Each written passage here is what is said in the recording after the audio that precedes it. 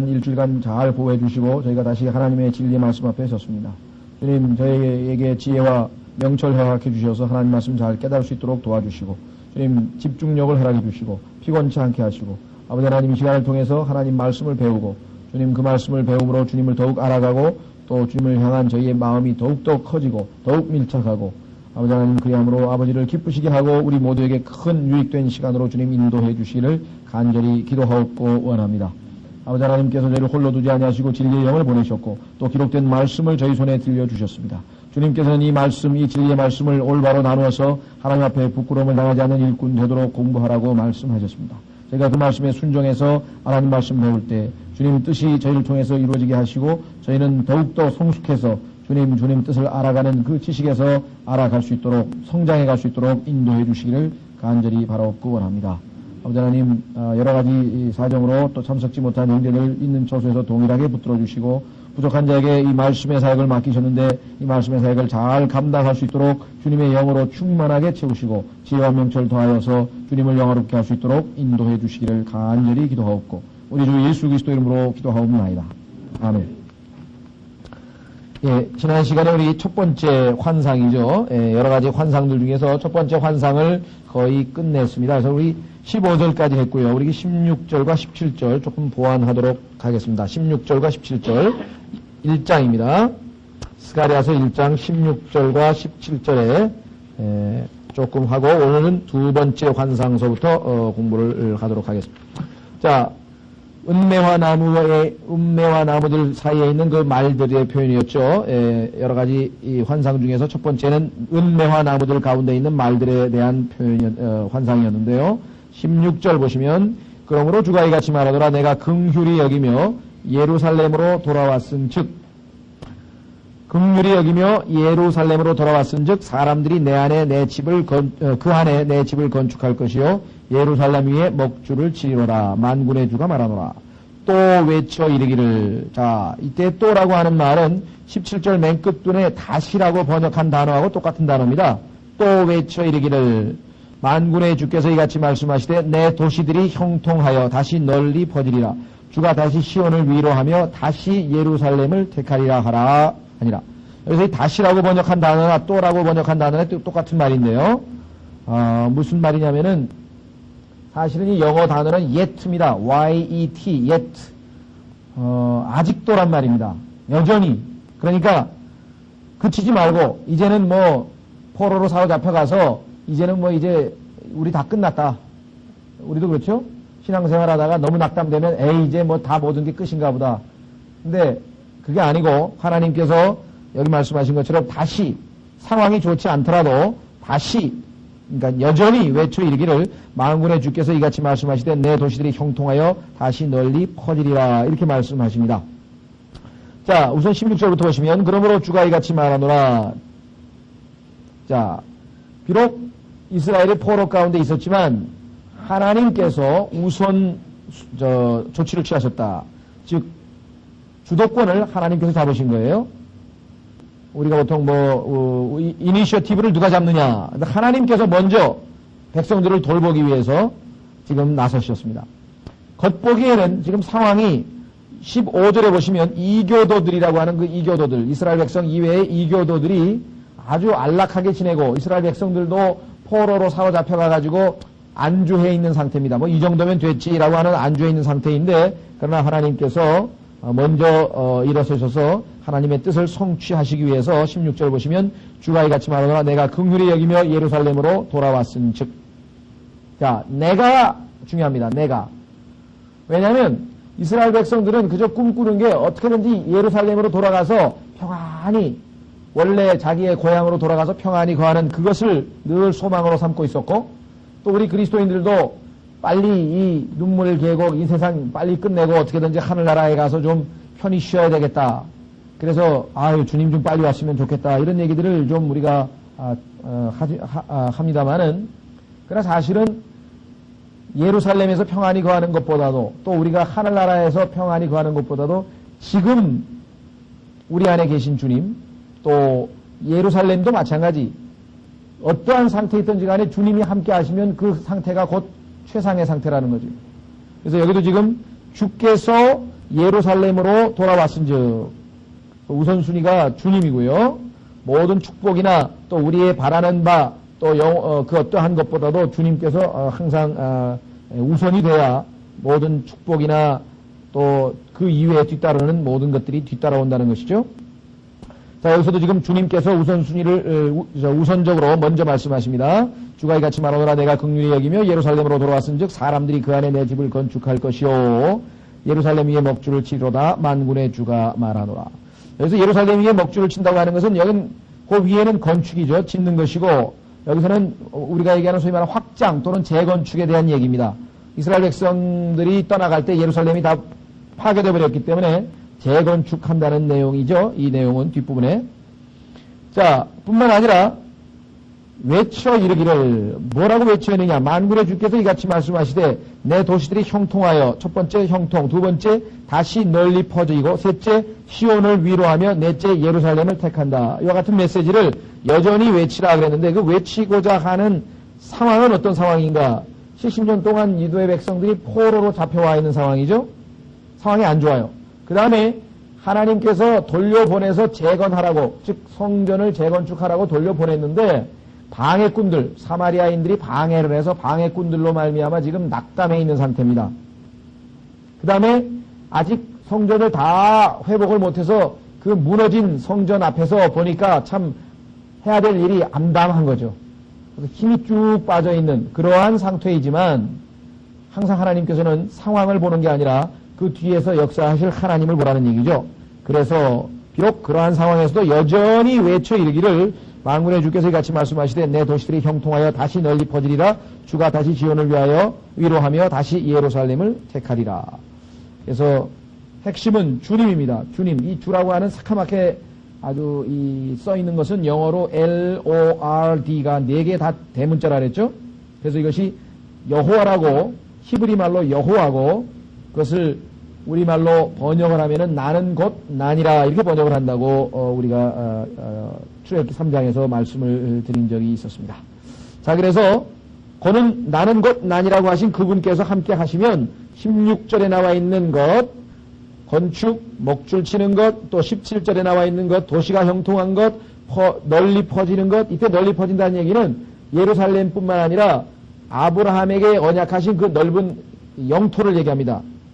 그 다음에 시온을 위로하고 예루살렘을 택하고, 이 모든 이스라엘의 지상에서의 모든 번영과 축복과 위로와 선택이 다 이루어질 것이라고 하는 거죠. 자, 우리는 항상 이 구약의 예언을 대할 때 3가지 관점에서 봐야 된다고 했습니다. 첫 번째는 역사적으로 실제적으로 성취되죠. 이스라엘 백성들이 실제적으로 성전을 재건해서 하나님께 다시 그 성전을 택하셨으니까. 두 번째는 우리 그리스도인들에게 영적으로 적용됩니다. 우리 그리스도인들도 비록 현 상황이 정말 낙담할 상황이고 도저히 앞에 펼쳐져 있는 상황이 도저히 참 감당하기 어려운 상황이고, 또 여기 나와 있는 것처럼 이스라엘이 포로로 사로잡혀 있다든가 좀 해보려고 신앙생활 올바로 해보려고 하는데 방해꾼들이 나타나서 방해를 한다든가, 또 상황이 너무 어려워서 어떻게 해볼 도리가 없다든가, 이런 상황에도 불구하고 하나님께서는 예언적 메시지지만 아주 긍정적인 메시지, 하나님께서 역사하실 것이고 모든 것이 번역할 것이라고 하는 메시지를 주신 것처럼 그리스도인들도 지금 말씀드린 것처럼 영적으로 적용할 수 있습니다. 아, 내 상황이 지금 좋지 않고 또 너무나 암담하고 또 방해꾼도 있고 내가 정말 주님을 잘 섬기려고 하는데 여러 상황이 겹쳤지만 주님께서 나에게 틀림없이 다시 나를 택하시고 위로하시고 형통케 하신다는 약속이구나. 이렇게 우리가 개인적으로 적용할 수 있어요. 세 번째 적용은 미래에 예루살렘이 진짜, 지금 현재는 예루살렘이 물론 1967년에 회복이 됐습니다만은 여전히 화평의 도시가 아니죠. 예루살렘의 단어 이름이 평화의 성읍인데 지금 예루살렘은 뭐 지금도 계속 엊그제도 지금 보면 막 피비린내라는 보복, 폭탄, 테러 뭐 왔다 갔다 하고 난리가 났잖아요. 지금도 이스라엘하고 이 팔레스타인하고. 그러나 하나님께서 곧 그 도시들을 다 형통케 하고 다시 택할 날이 온다는 것입니다. 그래서 과거적 적용, 이건 역사적인 적용이고요. 이 당시 스가랴가 이거를 쓰고 있던 당시. 두 번째는 그리스도인들에게 영적인 적용을 할 수 있고요. 세 번째는 미래적으로 예언적 적용을 할 수 있다고 말씀을 드렸습니다. 자, 그래서 이제 두 번째 환상으로 넘어갑니다. 자, 두 번째 환상 18절부터 나와 있습니다. 스가랴가 하나님께서 보여주신 두 번째 환상은 내용이 뭐냐면 뿔이 4개 달린 뿔하고 목수 4명입니다. 그러니까 뿔 4개하고 목수 4명이 등장합니다. 18절서부터 21절까지 먼저 읽겠습니다. 이에 내가 눈을 들어 본즉 뿔 4개가 보이기에, 자, 눈을 들어서 보니까 뿔 4개가 보였어요. 나와 말하던 천사에게 이르되 이것들은 무엇이니까? 지난번에도 말씀드렸죠? 이 환상은 특징이 뭐냐면요, 환상이 먼저 착 보이고 그러면 그 환상을 보고 나서 스가랴 이 대언자가 물어봐요. 이게 무슨 뜻입니까? 하고 물어보면 거기에 대해서 해석이 주어져요. 자, 해석이 무엇인가 한번 보겠습니다. 그가 때에게 대답하되 이것들은 유다와 이스라엘과 예루살렘을 흩은 뿔들이라 하니라. 유다, 이스라엘, 예루살렘을 흩어버려서 저 멀리 바벨론으로 또 아시리아로 포로로 사로잡아가게 만든 그러한 이방 국가들이죠. 하나님께서 사용하신 아시리아, 바벨론 등등 이방 국가들 아니에요. 이스라엘을 괴롭히고 파괴했던 이방 국가들이라 이 말이에요. 또 20절 주께서 내게 목수 4사람을 보이시기에, 이번에는 목수 4사람이 나타났는데 내가 이르되 그들은 무엇을 하려고 왔나이까 하니 그분께서 말씀하시되 이것들은 유다를 흩어서 어느 누구라도 자기 머리를 들지 못하게 한 뿔들이라.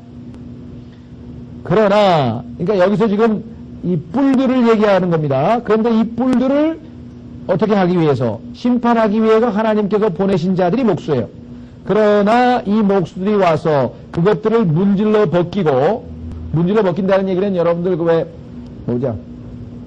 목수가 가지고 있는 그 대패로 뿔을 이렇게 아주 밀어붙여가지고 그 솟아난 뿔을 아예 없애버렸다 이 말이죠. 문질러 없애버렸다는 얘기니까 아주 강력하게 심판한다는 표현이 되겠습니다. 그래서 문질러 벗기고 자기들의 뿔들을 유다 땅 위로 들어 그 땅을 흩은 이방인들의 뿔들을 쫓아내려 하느니라 하시더라. 자, 지난번에 15절에서 우리는 하나님께서 역사하시는 기본적인 원칙을 한번 공부한 적이 있었습니다. 1장 15절에 보시면 또 안락하게 지내는 이교도들을 아주 심히 기뻐하지 않으니 이는 내가 조금 기뻐하지 아니하였거늘 그들은 협력하여 고통을 더하였습니다. 무슨 소리냐? 하나님께서 하나님의 백성이 하나님의 말씀을 듣지 아니하고 계속해서 타락하니까 징계하기 위해서 이방 민족들, 이때는 아시리아하고 바벨론이라고 하는 두 나라를 도구로 활용해서 하나님의 백성을 쳤습니다. 징계를 일단 했어요. 그렇죠? 그런데 그 징계를 맡은 도구들이, 징계를 담당한 도구들이 도를 지나치게 행동해서 하나님께서 정하신 그 한계를 넘어서서 하나님의 백성에게 심판을 퍼부었다 이 말이죠. 마치 자기들은 대단히 큰 훌륭한 나라고 이 지금 핍박받는 나라는 하나님 앞에 큰 죄를 지은 것처럼. 그러나 하나님께서는 정하신 리미트가 있었거든요. 여기 나와 있는 것처럼 조금 기뻐하지 아니하였는데 협력하여 고통을 더하였기 때문에 이번에는 하나님의 도구로서의 순수한 도구로서의 기능을 넘어서서 교만하게 행동한 그 이방 민족들을 심판하기 위해서 다른 민족들을 또 하나님이 동원하셨죠. 그것이 이 땅에서의 민족들의 흥망성쇠의 기본 원칙입니다. 왜 이 땅에는 그렇게 전쟁이 많이 일어나는가? 그것은 뭐냐면 하나님께서 어느 한 나라를 보실 때 하나님 앞에 죄가 점점 쌓입니다. 죄가 쌓여서 이제는 꽉 찼다 이게요. 우리가 이제 충만하다는 말을 쓰는데요. 하나님 보시기에 이제는 죄가 꽉 차서 더 이상 하나님이 참으실 수 없는 상태까지 되면 그 옆에 있는 어떤 나라를 들어서 칩니다. 그 전쟁을 통해서 심판을 해버린단 말이에요. 그런데 이 도구로 쓰임받은 국가가 또 교만해가지고 점점 하나님 앞에 또 죄가 쌓이면 다른 나라를 들어서 다시 한번 또 치게 되는 거예요. 그러니까 이스라엘이 죄가 이렇게 탔으니까 하나님께서 아시리아를 들어서 치고 유다가 이렇게 죄가 꽉 차니까 바벨론을 들어서 쳤는데 그 바벨론과 아시리아라고 하는 두 나라가 다시 하나님 앞에 죄가 쌓이니까 하나님께서 이번에는 다른 나라들을 쳐서 이 나라들을 지금 치시겠다. 그 나라들이 목수라 이거예요. 그러니까 앞에 나와 있는 뿔들은 이스라엘을 징계한 나라들이고 뒤에 나타나는 목수들은 그 나라들을 징계하기 위해서 하나님께서 보내신 것. 그러니까 이것이 역사를 주관하는 하나님의 원칙이에요. 아하, 그러니까 이 세상에서 인간이 태어난 이후에 수없이 많은 국가들 간의 전쟁이 있었는데 그 전쟁이 일어난 배경에는 이와 같은 하나님의 영적인 원칙이 있었다. 물론 그 국가들이 죄를 졌으니까 하나님께서 심판하시는 것이죠. 근데 그 심판의 방법이 바로 이와 같은 방법이라고 하는 것을 우리가 성경을 통해서 확인을 해 볼 수가 있습니다. 그래서 오늘 두 번째 환상, 내 뿔과 내 목수라고 하는 스가랴서 1장 18절에서 21절까지의 이 환상의 내용은 무엇인가? 이스라엘의 원수들을 하나님께서 멸망시키는 내용입니다. 자, 그러면 우선 한 구절 한 구절 보겠습니다. 18절에 뿔이라고 하는 단어가 나오는데 성경에도 뿔은 항상 힘을 상징합니다. 여러분들 이 유니콘, 뿔 하나 달린 그 유니콘도 힘이 있죠. 그 다음에 황소라든가 염소라든가 보면 그 뿔들이 다 그 힘을 상징하는 거죠. 힘. 자, 한번 실제적으로 성경에서 확인을 해보겠는데요. 시편 18편 2절에 보시면 구원의 뿔이라고 하는 말을 썼습니다. 시편 18편 2절. 구원의 뿔. 만약에 구원하는 사람이 구원을 할 구세주가 힘이 없으면 어떻게 됩니까? 여러분들 출애굽할 때 하나님께서 얼마나 강력한 힘으로 그 이집트를 징계하고 벌 주시고 구원하셨는가 잘 아시죠? 그러니까 구원을 하시려면은 구원하려고 하는 그 대상을 끄집어내고 구원할 수 있는 힘이 있어야 돼요. 파워가 있어야 되죠. 자, 그래서 시편 18편 2절에 주는 나의 반석이시오 나의 요새시오 나를 건지시는 이시오 나의 하나님이시오 내가 신뢰할 나의 힘이시오 나의 방패시오 나의 구원의 뿔이시오 나의 높은 망대시니이다. 구원의 뿔 이런 표현이 나왔죠. 성경에서 이 뿔이라고 하는 단어가 나올 때마다 항상 국가의 권력이나 힘을 상징하는 겁니다. 다시 한번 한 구절만 더 찾아보죠. 다니엘서 8장 3절에 보면은 두 뿔 달린 숫양이 하나 나옵니다. 다니엘서 8장 3절.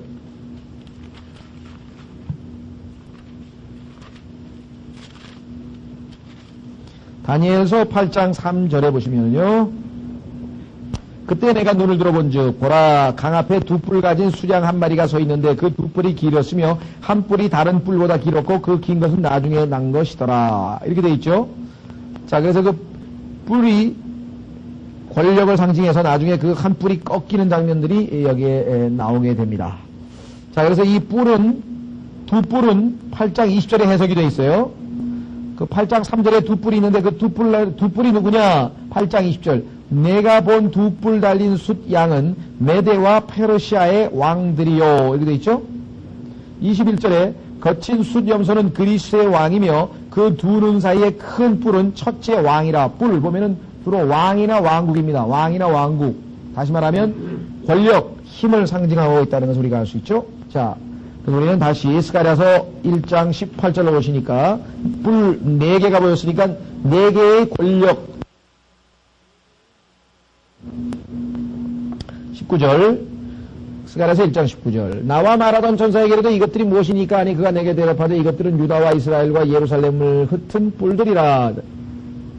그래서 우리는 주변에 있는 국가들인데 그 중에서도 아시리아하고 바벨론이라고 하는 나라가 하나님 앞에 가장 이 두 유다와 이스라엘을 징계하기 위해서 사용된 도구라고 그랬죠. 자, 그런데 20절 보니까 또 주께서 내게 목수 네 사람을 보이시기에 내가 이르되 그것을 무엇을 하려고 왔나이까 하니 그분께서 말씀하여 이르시되 이것들은 유다를 흩어서 어느 누구라도 자기 머리를 들지 못하게 한 뿔들이다. 자, 머리를 들지 못하겠다는 얘기니까 뭐 얼마나 참 심하게 핍박을 했고 괴롭혔는가를 우리가 너무 잘 알 수 있겠죠. 자, 그런데 목수들이 와서 그것들을 문질러 벗기고 자기들의 뿔들을 유다 땅 위로 들어 그 땅을 흩은 이방인들의 뿔들을 쫓아내려 하느니라 하시더라. 그래서 목수는 그 뿔들을 심판하러 온 이방 국가들입니다. 여기서 지금 뿔도 4개고 그 다음에 목수도 4명입니다. 이 4라고 하는 넷이라고 하는 것은 성경에서 우리가 보통 동서남북 해서 이 사방이란 말 쓰지 않습니까? 사방에 우겨쌈을 당해도 이 사방이란 말은 결국은 모든이란 뜻이에요.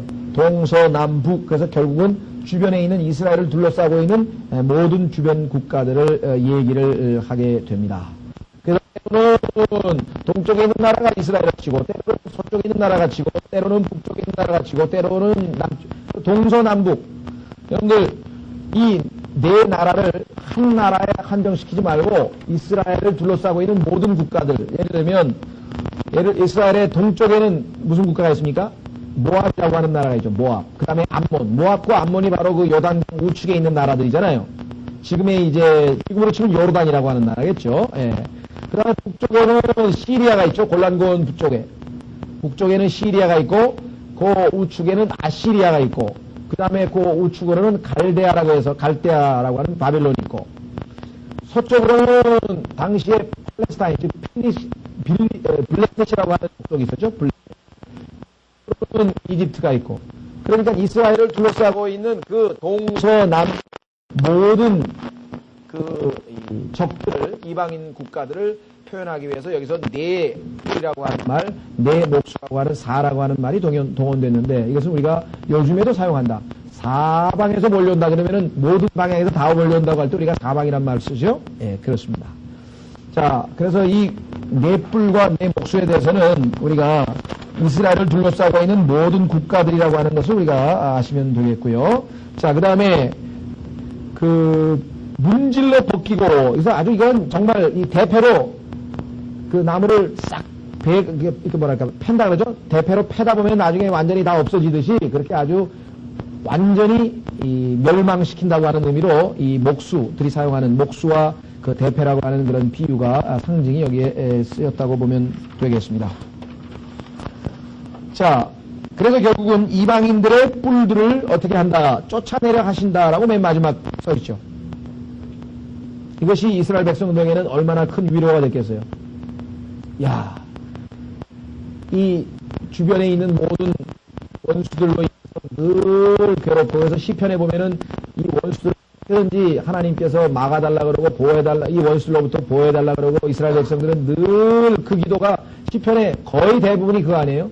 시편의 상당 부분 개인적으로 괴로움을 하나님 앞에 토로하는 내용도 있지만 주로 이스라엘이라고 하는 국가적 원수들에 대한 보호, 도움 이런 요청을 하는 내용들이 거의 대부분이죠.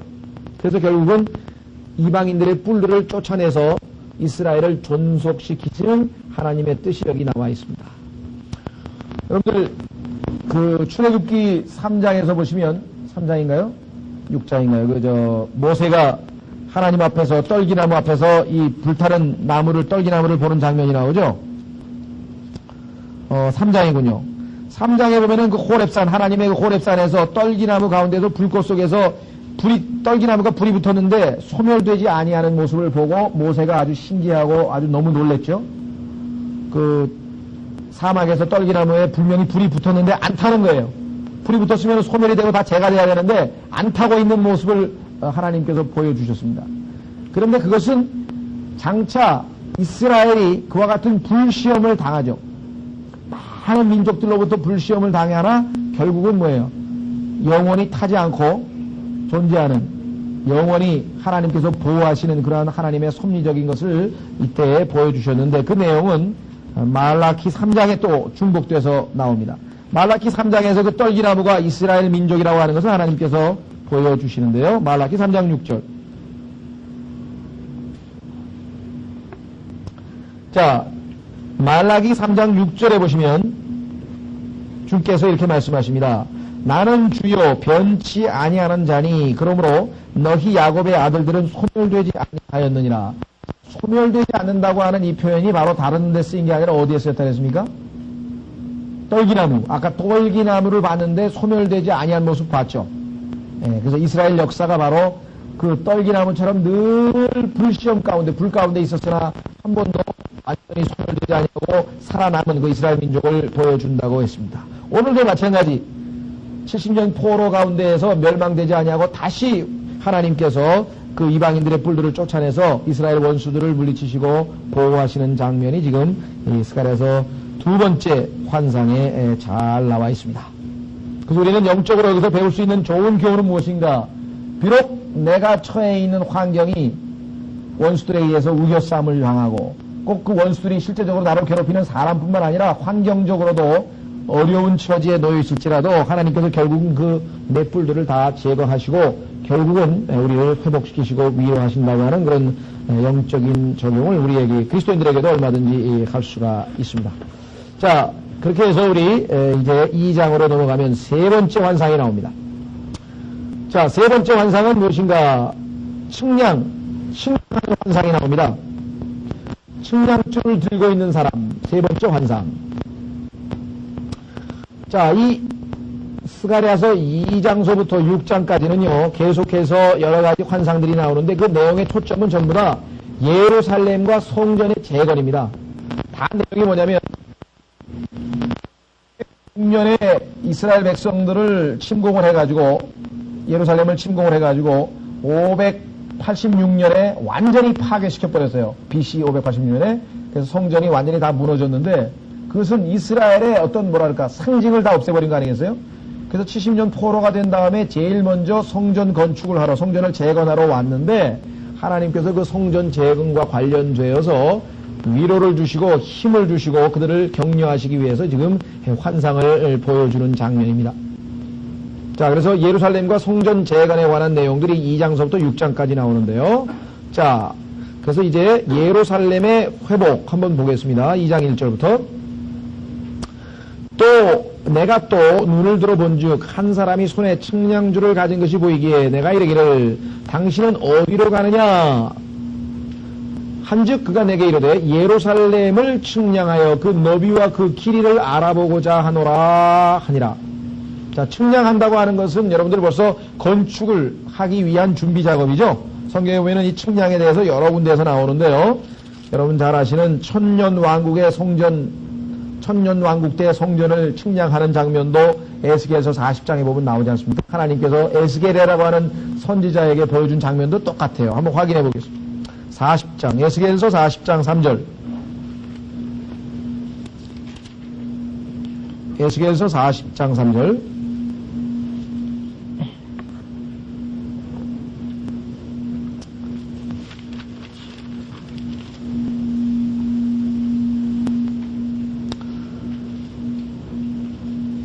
에스겔서 40장 3절에 보시면 그분께서 나를 데리고 거기로 가시니 보라 그 모습이 빛나는 노새 모습을 한 것 같은 사람 하나가 손에 아마줄과 측량 갈대를 가지고 문에 서 있더니 이렇게 되어 있습니다. 그래서 이 측량 갈대를 가지고서 보여준 계시의 내용은 천년왕국 때, 즉 예수 그리스도께서 지상에서 통치하실 때 예루살렘에 세워질 성전의 구조를, 설계 내용을, 그 구조 내용을 쭉 보여주는 내용이 그 에스겔서 그 이후에 기록되어 있습니다. 자, 그래서 우리는 측량줄에 대해서 살펴봤고요. 계속해서 3절. 스가랴서 2장 3절. 스가랴서 2장 3절. 또 보라, 나와 말하던 천사가 나아가니 다른 천사가 나가서 그를 맞으며 천사가 또 한 명 나타났군요. 그에게 이르되 너는 달려가서 이 청년에게 말하 이르기를 예루살렘에 사람이 거주하되 그 안에 사람과 가축이 많으므로 성벽이 없는 성읍과 같이 되리라 하라. 메시지 내용입니다. 실제적으로 이 메시지가 선포될 때의 예루살렘의 상황은 모든 예루살렘의 그 거주민들이 바벨론으로 다 포로로 사로잡혀가가지고 가난한 사람들 일부만 내버려 두고 갔거든요. 아주 황폐했어요. 그래가지고 뭐 들짐승들이 아주 들락거릴 정도로 아주 이 극소수의 사람만이 거주하게 된 황폐한 성읍이었는데 하나님께서 회복하시면 어떻게 되는가? 사람이 거주하되 그 안에 사람과 가축이 많음으로 성벽이 없는 성읍과 같이 되리라 하라. 그러니까 얼마만큼 인구가 많이 늘어났는지 성벽을 더 늘리든지 아니면 성벽을 무너뜨려서 사람들이 인구 폭발하니까. 또 한 가지를 달리 해석하자면 이방 민족들이 쳐들어오기도 하고 때로는 들짐승들이 쳐들어오니까 보호하기 위해서. 그런데 이방 민족도 더 이상 쳐들어오지 아니하고 야생 들짐승들도 더 이상 괴롭히지 아니한다는 의미가 되겠죠. 하나님께서 그런 모든 것들을 다 정리했기 때문에 모든 이방 민족들과 모든 들짐승들, 즉 우리를 괴롭히는, 하나님의 백성을 괴롭히는 모든 요건들을 다 제거했기 때문에 성벽이 필요 없으니까 성벽이 아예 없을 수도 있고요. 나오는 것처럼 인구가 많이 늘어나서 폭발적으로 번영하다 보니까 좋아서 넓혀서 벽을 뽑아버릴 수 있습니다. 두 가지 해석이 가능하겠죠. 어쨌거나 여기에서 하나님께서 그 말씀하신 내용은 아주 축복된 복음의 내용입니다. 복된 기쁜 소식이죠. 그래서 4절에 보시면 달려갔다라고 해요. 성경에서 보면 이 기쁜 소식을 전할 때는 달려간다는 표현이 나오는데요.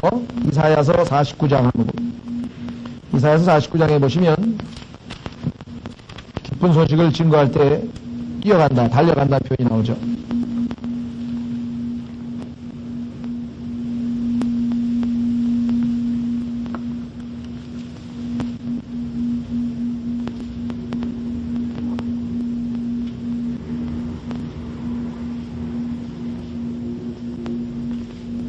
(49장이) 아닌가요?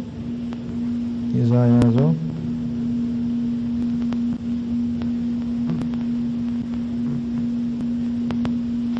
예, 여기는 그 49장 19절 20절 이거는 달려갔다는 표현이 아니라 아까 제가 말씀을 잘못 드렸는데 그 내용 메시지하고 동일한 메시지입니다. 아까 달려가서 기뻐서 외친 내용이 바로 이사야 49장 19절에 똑같은 내용이에요.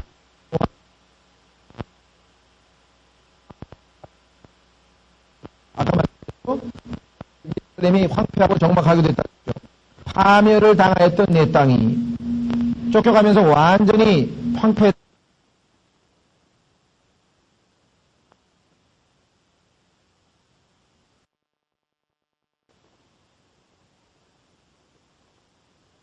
들을 잃은 뒤에 내가 갖게 될 자녀들이 내 귀에 이르기를 전쟁통에 포로로 잡혀가면서 자녀들을 다 잃어버렸는데 새로 이제 얻게 될 자녀들이 이르기를 이곳이 내게 너무 좁으니 내게 거처를 주어 거하게 하소서 하리니. 자, 그래서 너무나 많은 번영이 일어날 것을 보여주고 있습니다. 뭐 여기 달려가서는 우리가 성경에서도 여러 번 나오겠지만은요, 우리가 여러분 잘 아시는 건 뭐죠? 마라톤 전투에서 그리스가 아테네죠. 아테네라고 하는 도시가 승리를 해가지고 이제 승리의 소식을 알려줘야 되는데 오늘날처럼 통신수단이 없으니까 그 승리의 소식을 알려주기 위해서 뛰어가지 않습니까?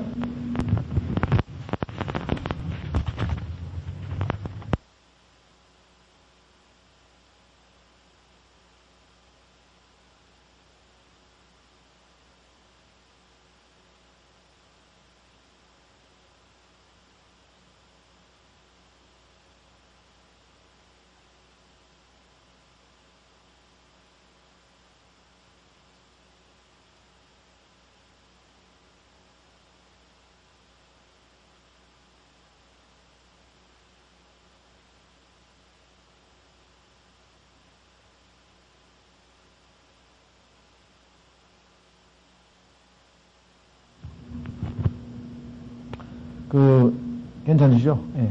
마라톤 전투에서 승리해가지고 기쁜 소식을 알려줘야 되겠는데, 우리는 이겼다 이 소리를 알려줘야 되겠는데, 도리가 없으니까, 하여간 그때는 며칠인지 모르지만 한참 뛰어가지고 42.195, 오늘날의 그 마라톤 코스 그 길이를 뛰어가서 승리했다고 전해준 다음에 쓰러져서 죽었다든가, 그러니까 쓰러졌다든가 그런 얘기가, 실제 전해오는 얘기가 있지 않습니까? 예. 자, 그래서 하여간 여기서도 지금 참 천사에게 명령을 내리는, 천사가 사람에게 명령을 내리기를 달려가라 그래. 달려가라. 왜? 황폐했던 예루살렘이 회복된다.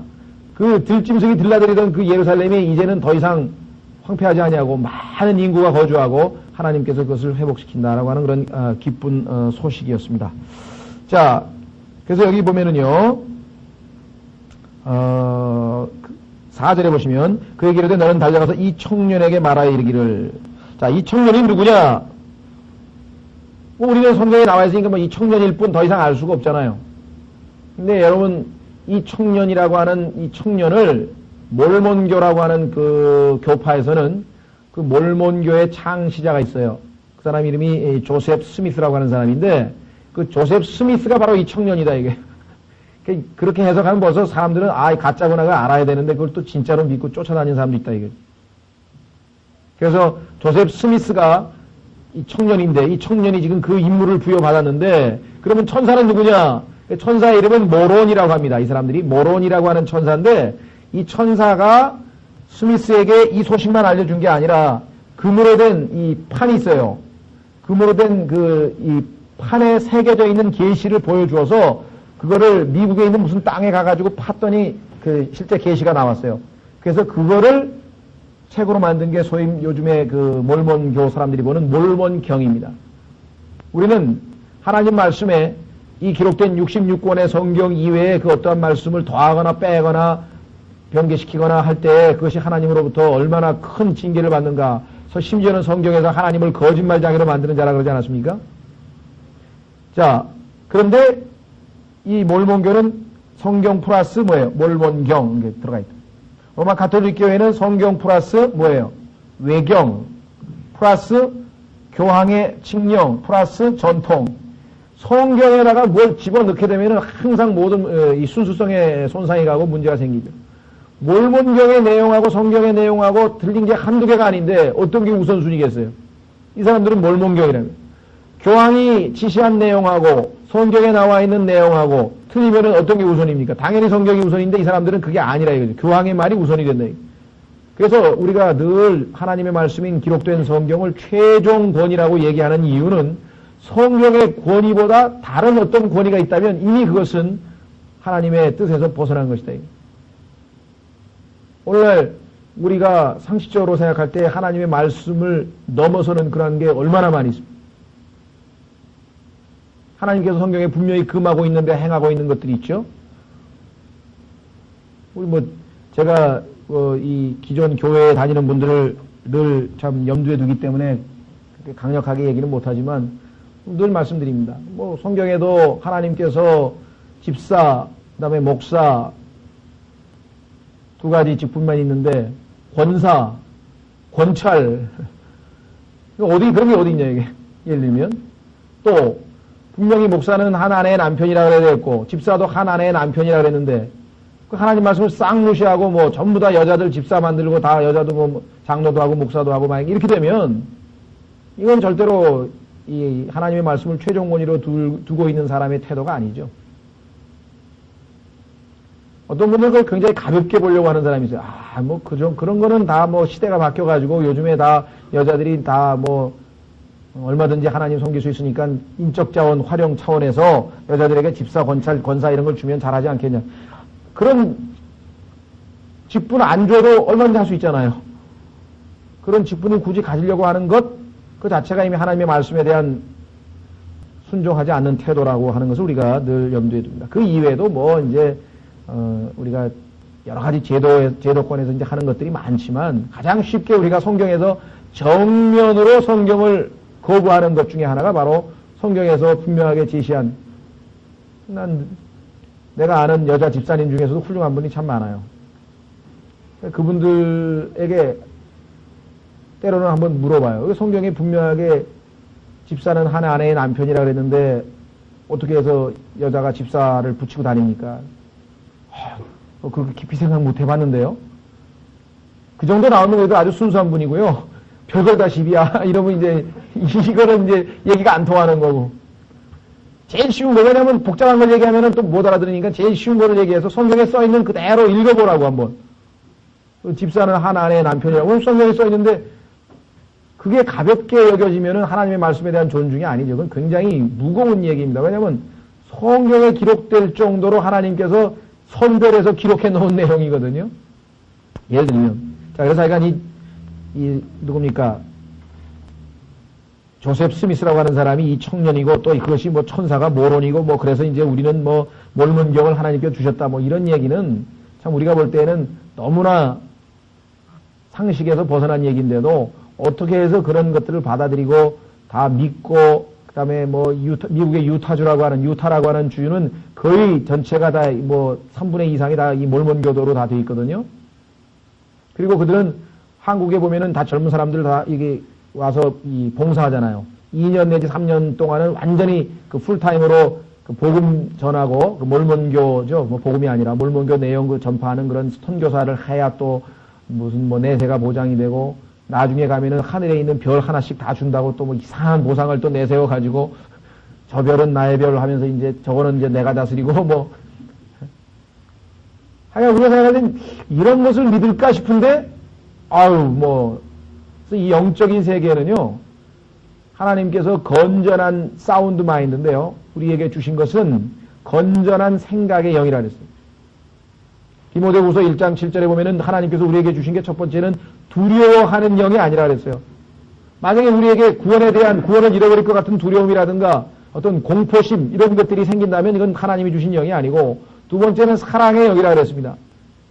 미움이 생긴다든가 이런 이거 역시 하나님으로부터 온 영이 아니고, 세 번째 그 뭐예요? 건전한 생각의 영, the spirit of sound mind라고. sound mind. 건전하다고 하는 상식에도 우리가 포함시킬 수 있잖아요. 당연히 합리적으로 그래야 되는데 그렇게 생각을 안 하는 거예요. 아니 어떻게 하나님께서 이 청년이 조셉 스미스가 되고 이거 무슨 금으로 된 무슨 성경을 몰몬경을 하나 만들어도 주고, 사운드 마인드가 아니죠. 건전한 생각의 영이 될 수 없다는 거죠. 예. 자, 그래서요 계속해서 그런 몰몬교회가 그렇다는 얘기를 여러분들에게 알려드립니다. 그래서 계속해서 4절에 예루살렘에 사람이 거주하되 그 안에 사람과 가축이 많음으로 성벽이 없는 성읍과 같이 되리라 하라 그랬습니다. 5절 이런 주께서 말씀하시기를 내가 그 사방에서 불성벽이 되며, 불로 성벽이 된다. 여러분들 어디서 많이 본 것 같죠? 출애굽 당시에 하나님께서 이스라엘 백성을 보호하기 위해서 구름기둥과 불기둥이 되셨는데, 이번에는 불성벽. 성벽이라고 하는 것은 뭡니까? 우리나라도 남한산성도 있고, 이 성벽이라고 하는 것은 적군의 침입으로부터 보호하려고 하는 거고, 이 당시에는 또 야생 짐승으로부터 보호하려고 하는데, 그게 필요 없다 이게. 왜? 하나님 자신이 우리의 보호자가 되시니까, 불성벽이 되니까 그런 거는 필요가 없다 이 말이죠. 주님 자신이 이제 성읍이 된다. 성벽이 되어 그 한가운데 영광이 되리라 하십니다. 자, 여러분들 엘리사 시절에 하나님께서는 엘리사 주위에 또 그 이스라엘 백성 주위에 불병거를 타고 있는 천사들을 포진해 놓은 사건을 아마 여러분 잘 아실 거예요. 열왕기 하로 한번 가보겠습니다. 열왕기 하에 보면은 우리 눈에는 안 보이죠? 왜? 우리는 영적인 눈을 가지고 있지 않으니까 지금 육신적으로만 봅니다. 아무리 눈이 좋아도 2.0 넘어간 사람 별로 없잖아요. 2.0이 돼봐야 볼 수 있는 것보다 못 보는 것, 즉 2.0의 인간의 눈을 가지고는 볼 수 있는 것보다 안 보이는 게 더 많은 건 뻔한 사실이죠. 그런데 하나님께서 눈을 뜨게 하시니까 열왕기 하 6장 17절. 열왕기 하 6장 17절에 하나님께서 눈을 딱 뜨게 하시니까 엄청난 장면을 보게 됩니다. 15절서부터 보시면은요. 하나님의 사람의 종이 일찍 일어나서 나가보니 보라 군대가 말과 병거와 함께 그 도시를 에워쌌으므로 이스라엘을 완전히 적병이 포위를 하고 있는 거예요. 그의 종이 엘리사에게 이르되 슬프다 내 선생님이여 우리가 어찌하리이까 하니, 아유 이제 이스라엘은 예루살렘을 쫄딱 망했습니다. 이제 다 죽었습니다. 완전히 포위당했습니다. 라고 하니 16절 그가 대답하되 두려워하지 말라. 여러분 어떠십니까? 자, 영적으로 한번 적용해 보세요. 여러분 둘러싸고 있는 게 뭐예요? 한두 가지가 아니면 직장 문제, 가정 문제, 경제적인 문제, 그렇죠? 질병 문제, 그런 모든 것들이 다 둘러싸였을 때는 낙담할 수밖에 없죠.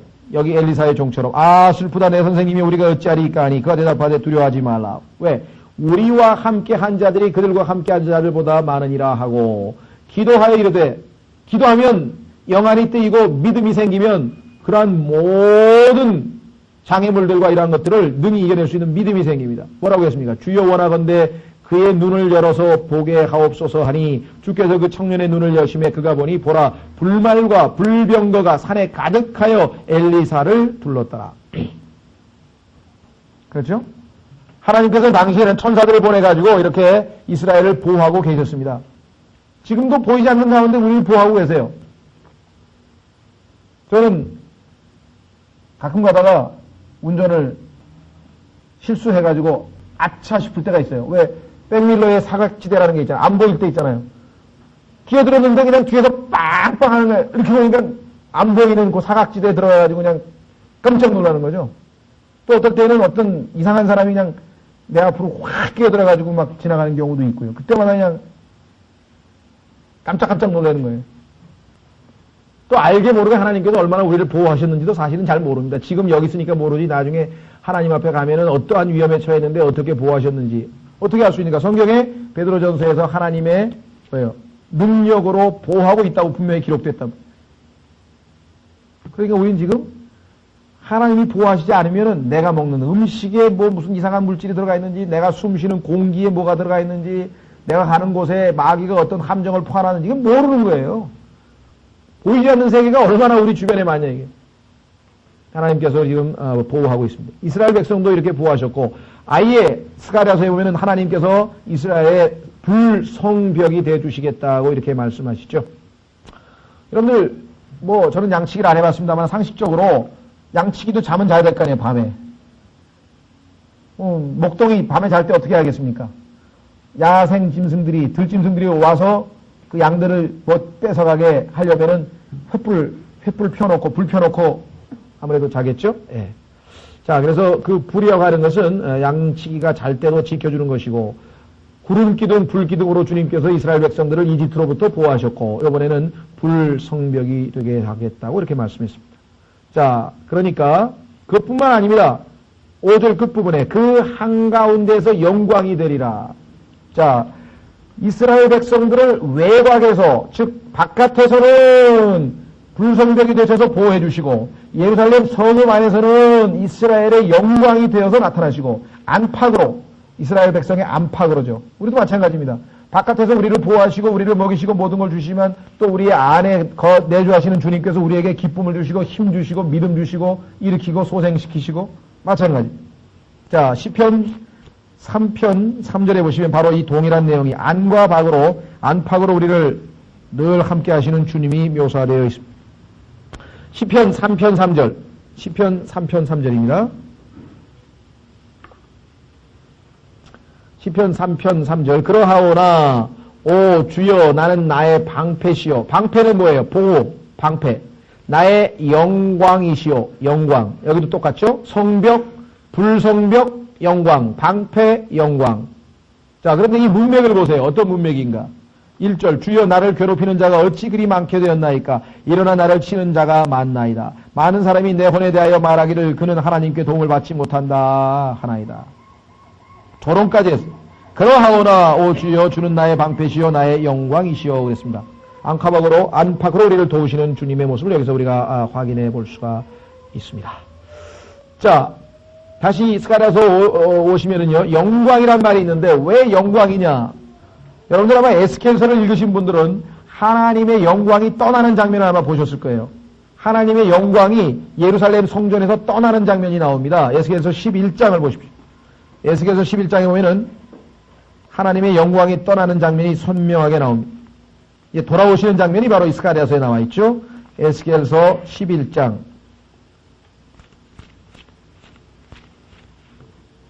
22절.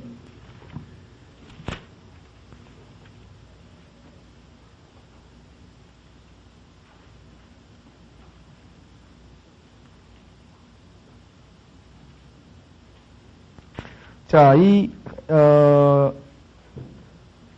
에스겔서 11장 22, 23절에 보시면요, 영광이 떠나는 장면이 나오는데, 그때 그룹들이 자기들의 날개를 들어올리는데, 바퀴들도 그들 곁에 있고, 이스라엘 하나님의 영광이 위에서 그들을 덮었더라. 주의 영광이 그 도시 한가운데를 어떻게 해요? 떠나.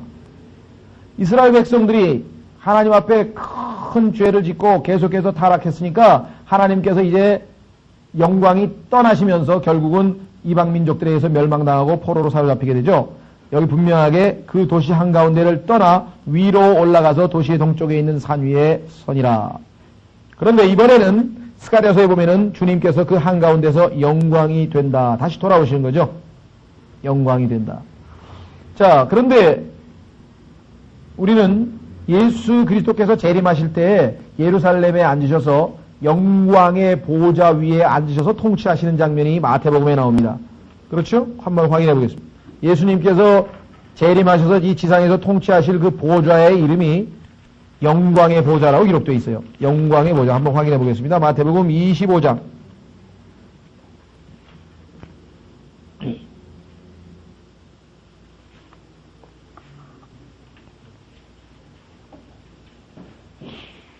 마태복음 25장 31절, 마태복음 25장 31절, 이 땅에 오셔서 예수님 재림 후에 있게 될 이 지상의 여러 이방 민족들, 즉 예수 그리스도를 거부하고 믿지 아니한 여러 나라들, 여러 민족들을 심판하시는데, 그때 예수님이 앉으실 보좌 이름이 뭐라고 되어 있나 보십시오. 사람의 아들이 자기의 영광을 누리며 모든 거룩한 천사와 함께 올 때에, 여기 나와 있네요. 자기의 영광의 왕좌, 이게 바로 예루살렘에 있죠. 자기의 영광의 왕좌, 뭐 throne이 보좌라고도 번역하고 왕좌죠. 왕좌에 앉으리니 그랬습니다.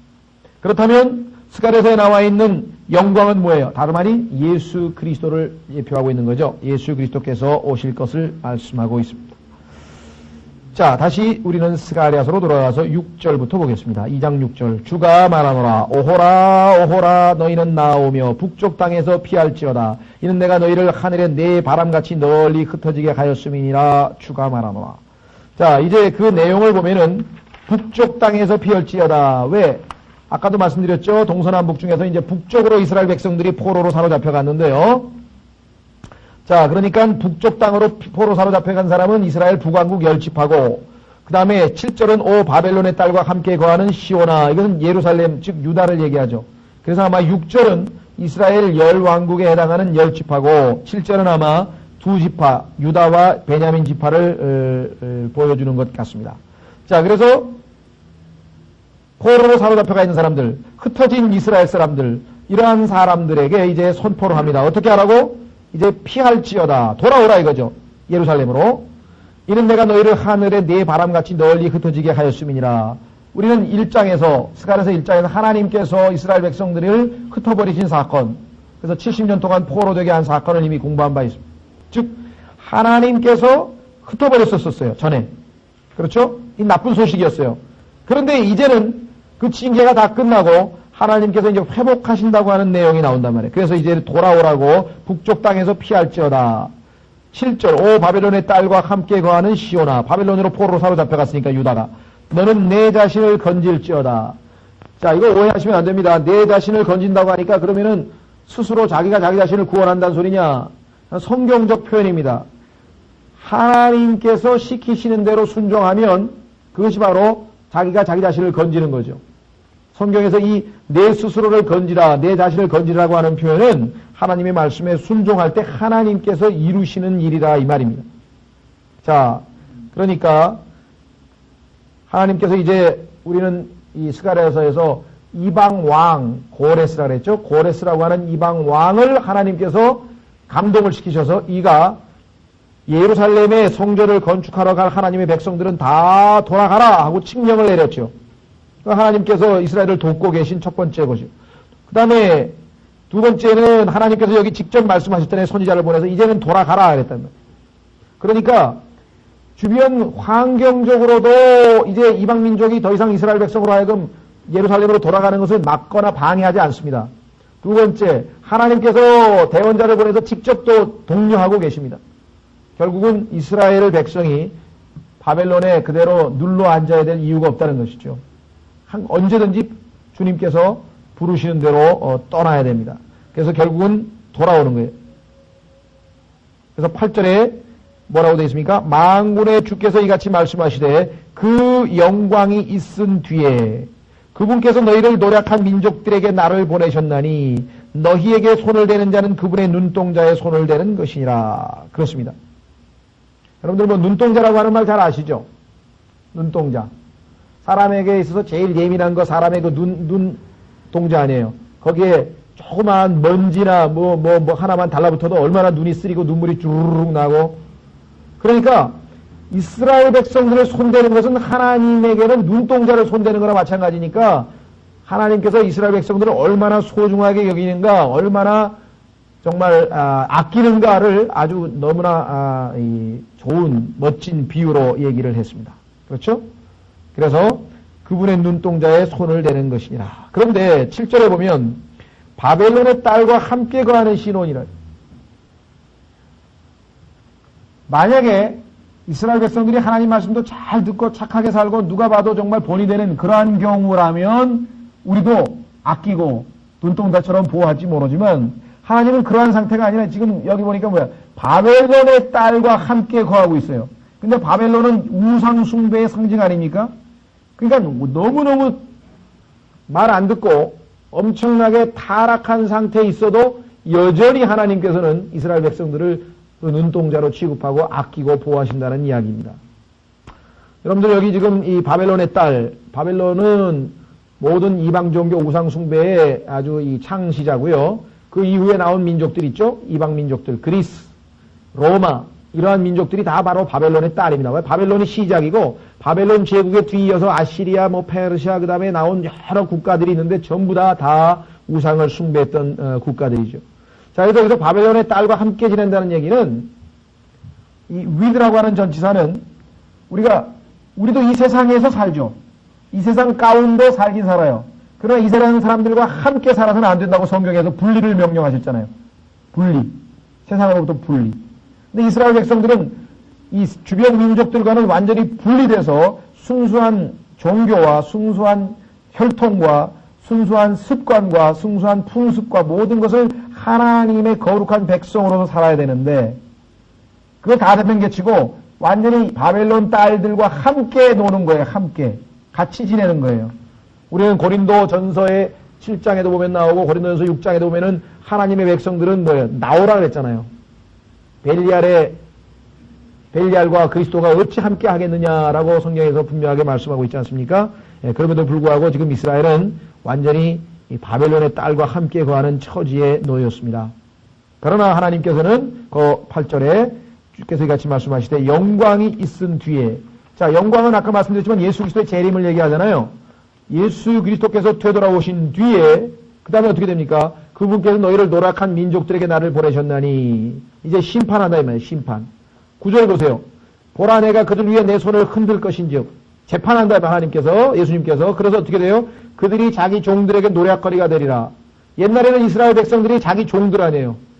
부려먹던 종들인데 이번에는 까꾸로 종들에게 노략거리가, 종들에게 다 뺏겨요. 다.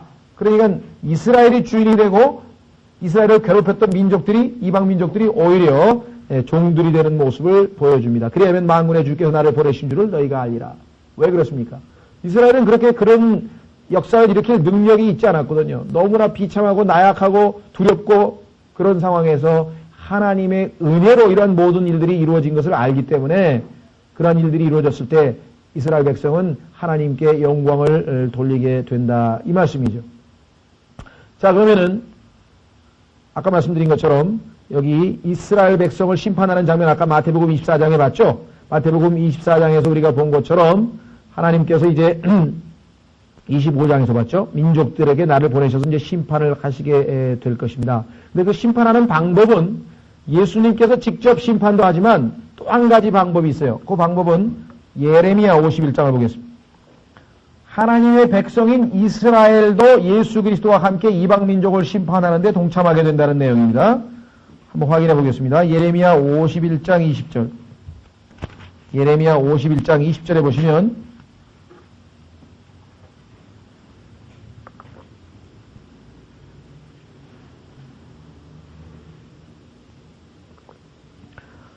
예레미야 51장 19절서부터 보겠습니다. 예레미야 51장 19절부터. 야곱의 몫은 그것들과 같이 아니하시니 이는 그분께서 만물의 조성자시요 이스라엘은 그분의 상속 막대기임이라. 이스라엘이 막대기예요. 막대기는 뭐 할 때 씁니까? 매 때릴 때 쓰죠. 이스라엘이 매 기능을 담당하는 거예요. 누구를 때려요? 이방 민족들. 하나님께서 심판하실 이방 민족들을 이스라엘을 통해서 심판하십니다. 그래서 20절 보시면 너는 나의 싸우는 도끼요. 이스라엘이 도끼예요. 하나님께서. 마치 도끼로 내리쳐서 심판하듯이 이스라엘을 통해서 하나님이 심판하죠. 전쟁의 무기니 이는 내가 너를 들어 누구? 이스라엘을 들어 민족들을 산산조각내고 너를 들어 왕국들을 멸할 것임이라. 지금 여러분들이 보기에는 이스라엘이라고 하는 조그만 나라가 나중에 그 수많은 미국이라든가 소련이라든가 큰 나라들을 어떻게 산산조각을 낼 것이냐. 신비죠. 예수 그리스도께서 지상에 오셔서 이스라엘을 최고 강국으로 만드시면 이스라엘을 그 강국들 주변에 있는 열강들을 징계하는 수단으로 사용하시겠다고 성경에서 말씀하고 있습니다. 이사야서 14장 2절에도 나와 있습니다. 한번 보겠습니다. 이사야서 14장 2절.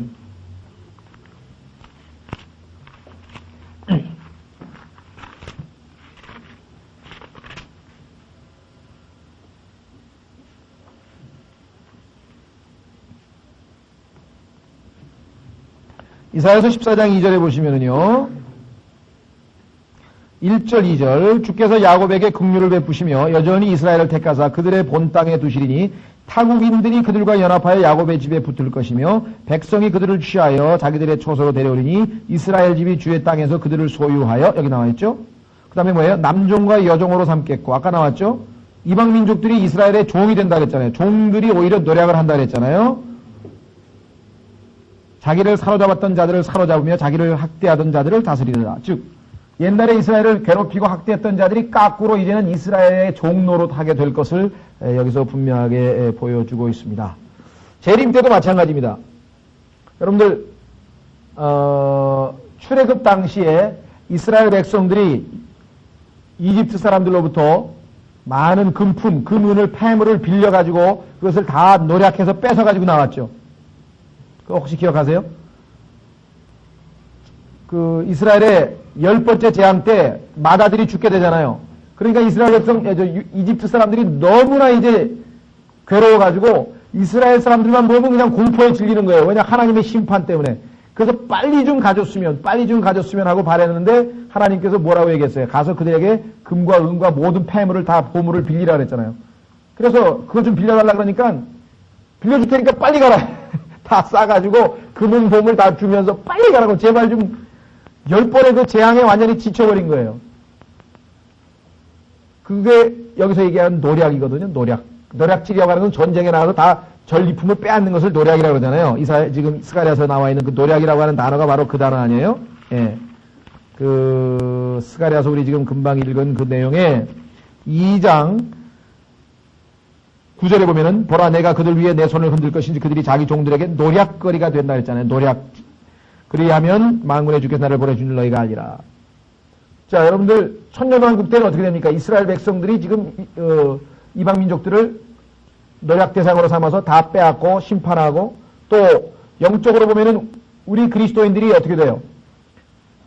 타락한 천사들을 심판한다고 고린도전서 6장에 보면 나오죠. 하나님께서는 우리를 들어서 타락한 천사를 심판하듯이 이스라엘을 들어서 이방 민족들을 심판하신다 이 말이에요.